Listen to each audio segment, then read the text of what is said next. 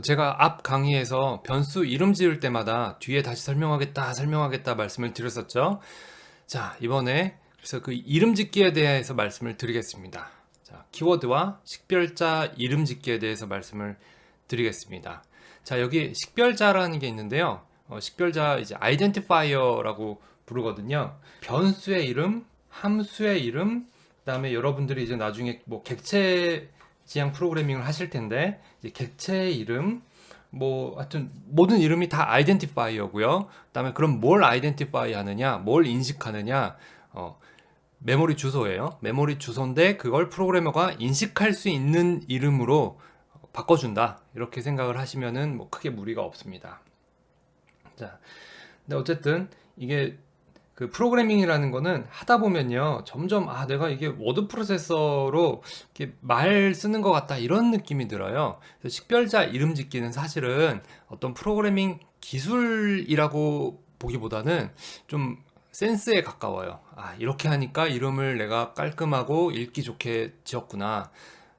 그래서 그런 쪽으로 좀 생각을 하시는 게 좋습니다. 그래서 뭐 오히려 너무 뭐 수학을 잘한다든가 뭐 이런 분들이 더 약할 수도 있어요. 반대로 전공이 아니신 분들, 공학 전공이 아니신 분들은 이런 거는 오히려 더 잘하실 수도 있고 또 코드 정리도 더 깔끔하게 하실 수도 있습니다.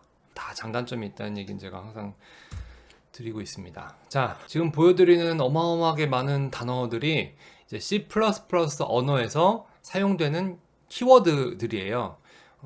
요거를 이제 reserved 키워드, 예약어라고 부르기도 하거든요.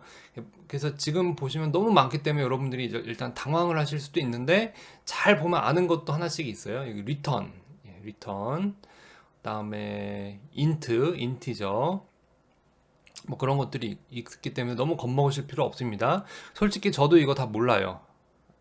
분야에 따라서 안 쓰는 것도 꽤 있습니다. 그리고 뭐 필요해지면 그때그때 공부해서 또 쓰시면 돼요. 자, 근데 일단 여기서 이제 중요한 건 뭐가 있냐면요. 이제 여러분들이 이 단어들의 모든 의미를 다 알고 있어야 된다. 이게 중요한 게 아니고, 여러분들이 이제 변수명이나 이제 뭐 클래스 이름, 그다음에 함수 이름 같은 것들을 지을 때 이 단어들을 쓰면 안 된다. 사실 그게 더 중요합니다. 지금 입장에선. 그리고 이제 꾸준히 공부를 조금씩 하시다 보면은 어느 틈엔가 여기 있는 것들을 거의 다 설명하실 수가 있게 돼요. 자, 기대하시고 일단 이런 것들이 있나 보다. 예약된 단어들이 있어서 내가 변수명을 지을 때 얘네들을 사용을 할 수가 없나 보다. 이렇게 생각을 하시면 될 것 같습니다. 그 다음에 추가로 뭐 몇 가지 좀 주의사항을 말씀드리면은 C++가 최근에 급격히 편리해지고 있거든요.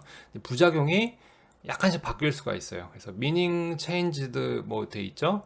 C++11에서 뭔가 좀 바뀌었다가 그다음에 C++17에서 또 바뀌었다가 뭐 이런 식으로 되고 있습니다. 그래서 저는 가급적 최신 표준 위주로 설명을 드리겠습니다. 자, 여기서는 뭐 따라해 본다기보다는 그냥 좀뭐 간단한 것들 이렇게 좀 그냥 들어둔다라고 생각을 하시면 될 것 같습니다. 함수 이름을 다른 함수 이름을 얘를 메인으로 지으면 안 되겠죠. 예를 들어서 내가 리턴 값이 없는 함수 이름을 펑션을 메인으로 짓겠다. 그러면은 일단 함수 이름이 겹치죠. 겹치면은 두 가지를 구분할 수 없기 때문에 아이덴티파이 할 수 없기 때문에 안 되는 것도 있고, 그다음에 메인은 오퍼레이팅 시스템이 찾는 첫 함수 이름이기 때문에 마치 리저브드 키워드인 것처럼 작동을 한다라고 말씀을 드릴 수가 있겠습니다. 그래서 이런 식이에요. 뭐 이렇게 어려운 얘기 드리는 게 아니고 이런 식으로 상식선에서 어떻게 보면 생각을 할 수 있고 추론을 할 수 있는, 그래서 한번 딱 깨달으면 내가 왜 그런 짓을 했지? 좀 이런 것들입니다. 자, 흔히 변수 이름을 지을 때 인티저, 뭐 마이 넘버 뭐 이런 거 많이 하시죠. 절대 안 되는 거, 앞에 숫자로 시작하면 안 돼요. 숫자로 시작하는 변수는 할 수가 없습니다. 3. 뭐 이런 식으로 하면 숫자로 시작하기 때문에 변수명, 함수명, 클래스 이름 전부 다 이렇게 숫자로 시작을 하진 않습니다. 그 다음에 당연히 뭐 세마이콜론으로 함수명을 시작하지 않겠죠? 변수명을 시작하거나 하진 않겠죠? 그런 상식적인 겁니다. 그 다음에 뭐 점으로 시작하는 경우도 없을 거고, 그 다음에 뒤에 이제 그 포인터 배울 때 이제 포인팅 하는 건데, 이런 거, 그러니까 미리 이제 예약이 돼 있는 것들이에요. 그래서 알고 나면은 상식적으로 내가 왜 그랬을까 이제 그런 것 그렇게 이해가 가는 겁니다. 그래서 이건 센스 감각이 있는가 뭐 그런 정도 생각하시면 돼요. 자, 그래서 보통 이제 흔히 많이 쓰는 게 뭐 value 뭐 이런 거는 이제 크게 문제가 없고 많이 씁니다. 그다음에 V 뭐 A, B 뭐 이런 거에 있는 이런 걸 쓰는데 가급적이면은 너무 길지 않으면서 의미를 충분히 표현할 수 있는 변수명을 짓는 게 좋아요. 그래서 지금 value 그러면 뭐 샘플이니까 그냥 value 이런 건데 실제로 코딩하실 때는 뭐 num apples 이런 식으로 이 정도면 뭐 타이핑하기가 어렵진 않죠. 그다음에 num도 자꾸 반복이 된다 그러면은 뭐 n으로 줄여 쓸 수 있겠죠. 그러면 num apples, num oranges 이런 식으로 줄여 쓸 수 있겠죠. 그다음에 요 언더바 있죠. 언더스코어라고 보통 부르는데 언더스코어, 언더바 저는 이제 언더바라고 많이 부릅니다. 언더스코어를 사용해서 단어끼리 분리하는 경우가 많아요. 그러니까 변수에 사용되는 단어끼리는 띄어쓰기를 할 수가 없어요. number 보통 우리가 이제 자연어로 쓴다 그러면 number of apples 이렇게 되겠죠. 근데 요 빈칸이 있으면은 안 돼요. 변수명에 빈칸이 있으면 안 되기 때문에 이걸 보통 언더스코어로 바꿔줍니다. 제가 타이핑 연습 많이 하시라고 하면서 기호 연습하시라고 했잖아요. 그래서 이 타이핑을 할 때 영어로 치는 거는 뭐 그냥 일반 아무나 사실은 다 연습하는 건데 이 언더바 같은 게 중간에 흐름이 끊기면은 코딩할 때 속도가 많이 느려져요. 그래서 언더바 같은 것도 자판을 안 보고 탁탁탁 칠 수 있으면 코딩 속도가 많이 빨라집니다. 빈칸이 안 돼서 보통 이제 언더바로 채운다라는 말씀도 드렸고요. 그다음에 오브 이런 게 뭐 있으면은 자연어에 가깝기 때문에 우리가 보통 사용하는 언어에 가깝기 때문에 좋을 수 있는데 프로그래밍 하다 보면은 뭐라도 하나 적은 게 좋아요. 그러니까 지워버리고 그다음에 넘버도 넘으로 줄였다가 n으로 아예 줄일 수도 있고 그렇습니다. 근데 그렇다고 또 여러분들이 제 코딩 스타일을 따라가실 필요는 없어요. 이게 결국 여러분들 편하려고 하시는 거거든요. 그래서 내가 한 뭐 며칠 있다가 코드를 다시 봤을 때 이해가 갈 것인가 그게 가장 중요합니다. 그 며칠 후에 다시 생각이 날지 안 날지가 감이 안 오실 텐데 그건 이제 여러분들이 이제 기본 강의 다 끝나시고 나서 연습을 막 하시게 돼요. 뭐 게임을 만들어 본다거나 뭐 그런 뭐 하여튼 좀 큰 프로젝트를 해보셔야 되는데 그걸 좀 해보시고 나면 내가 기억력이 되게 좋다라고 생각을 했는데 안 좋았구나. 기억이 안 나는구나. 이런 걸 깨달으실 수가 있게 됩니다. 근데 이제 또 오해하시면 안 되는 게 여러분이 머리가 나빠서 그런 게 아니에요. 머리 좋은 사람들은 변수명 다 외우냐? 그거 절대 아니에요. 그렇게 오해하실 필요는 없습니다. 위축되실 필요 없어요. 사람 두뇌 능력 차이는 뭐 그렇게 크게 차이가 안 나요. 그 문제가 아니고 기계가 아니고 사람이라서 생기는 문제예요. 그걸 보완해주기 위해서 여러 가지 이제 노력을 하는 거죠. 변수명 잘 짓기도 그 노력의 일부라고 생각을 하시면 됩니다. 인티저 n apples 난 대문자가 좋아요. 대문자가 커서 읽기 좋아요. 뭐 이렇게 하실 수도 있어요. 혹은 뭐 value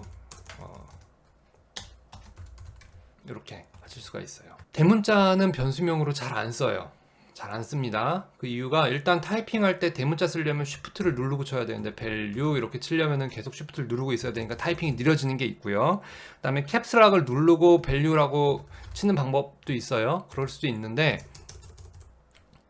그것도 번거롭게 마찬가지라는 게 한 가지가 있고 둘째로 value는 나중에 배우실 텐데 매크로에 많이 써요. 매크로에 많이 써요. 그래서 이게 안 되는 건 아니에요. 이거 컴파일 됩니다. 실행시켜도 코드 잘 돌아가요. 근데 프로그래머들끼리 관습적으로 사용하는 규칙들이 조금 있어요. 요즘에는 그것도 많이 이제 허물어지고 있는데 이 관습적으로 사용되는 것 중 하나입니다. 변수명을 이렇게 전부 대문자로는 쓰지 않아요. 거의 쓰지 않아요. 할 수는 있지만 하지 않는다. 그렇게 생각을 하시고 가급적 소문자로 쓰시는 게 좋습니다. value 이렇게 뭐 소문자 대문자 번갈아가며 쓸 수도 있겠죠.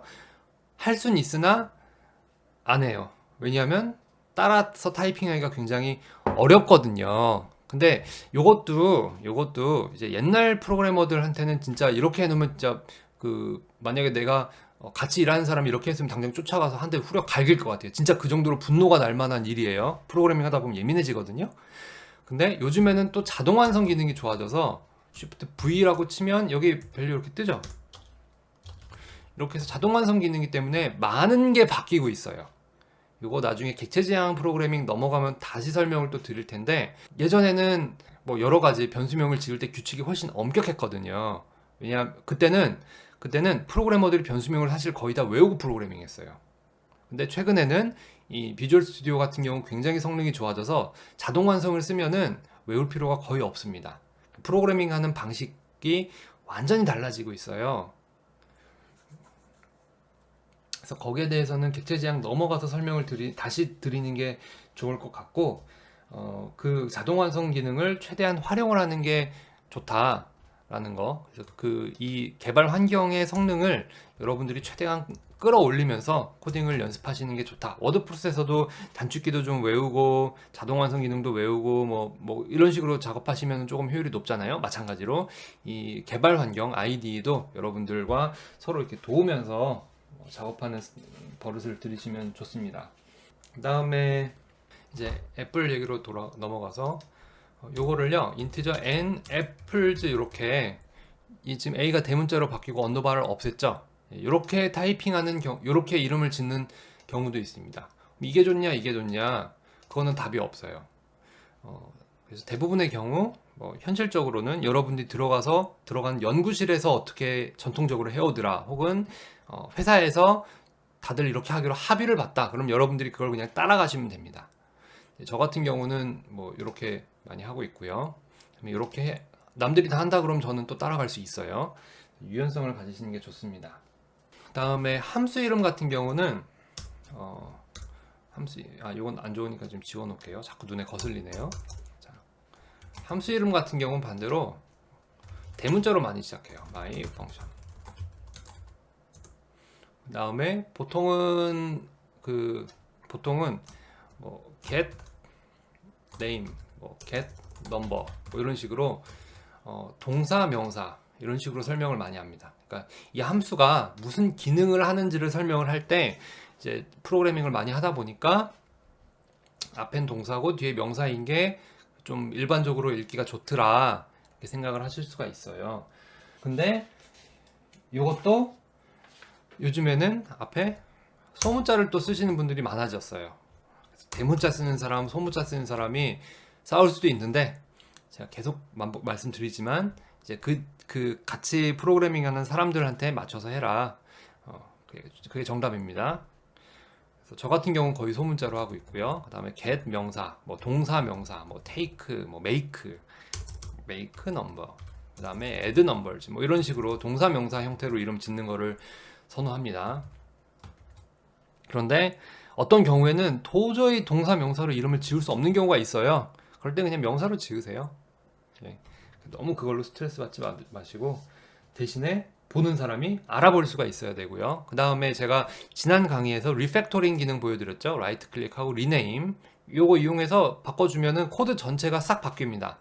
물론 안 된 경우도 있어요. 안 된 경우도 있지만 어쨌든 코드 그 프로젝트 초반에는 이제 이 리팩토링 기능으로 바꿀 수가 있거든요.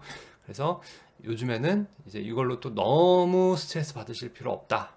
왜냐면 옛날에는 한 번 이 변수명 지어놓으면 코드를 뜯어 고칠 수가 없었어요. 근데 지금은 그래도 옛날보다는 좀 유연성 있게 코딩을 하실 수 있다는 점 제가 말씀을 드리겠습니다. 그 다음에 변수명이 아주 길어질 수밖에 없는 경우가 있거든요. 그 다음에 함수명도 아주 길어질 수밖에 없는 경우가 있는데, 그때는 그냥 주석을 달아 놓으세요.